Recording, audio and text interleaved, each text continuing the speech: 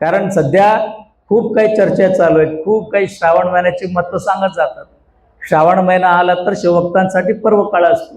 श्रावण महिना काही असेल, सर्व गोष्टी बाजूला, काही काही लोकांना तर अशी नियम पाळतात महिन्याभरामध्ये. काही लोक महिन्याभर पायात चप्पल वापरणार नाहीत, काही लोक महिन्याभर एक टाइम प्रसाद म्हणजे जेवण करून श्रावण महिना पाळतात. काही लोक दिवसभर उपवास राहून महिनाभर श्रावण महिना पाळतात. आणि काही काही लोक तर 4 सोमवार श्रावण महिन्यातलं एक एक ज्योतिर्लिंगाला दर्शनाला जातात.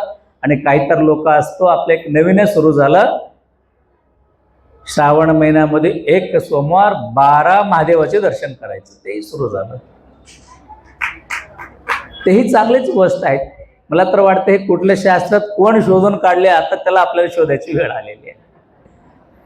पण एवढं मात्र खरं, त्याच्यातून चांगल्या गोष्ट घडू लागलं. कारण 12 महादेव त्यांना सापडते ना, 1-2 नाही, 12 महादेव सापडते. कुठं कुठं शोधणार, कुठंही असो महादेव आहे. बांधलं आटोप, बसले 12 लोक आणि सुरू केलं. सकाळी सुरू झाला, संध्याकाळपर्यंत 12 महादेवाला जाणार, बेल वाहणार, दर्शन करून येणार. परंतु ते देखील चांगलेच आहे ना. कारण त्या निमित्तानं दिवसभर तुम्ही काय करतो, देवाचं स्मरणात राहतो, देवाचं पूजा करत राहतो. आणि कुठेही गेला ना, आम्ही आज एवढा देव केलो, आज मी एवढा देव केलो, वर्षभर नाही तर नाही, परंतु एक दिवस तर का होईना 12 देवाचे दर्शन तुम्ही सगळं करून येतो.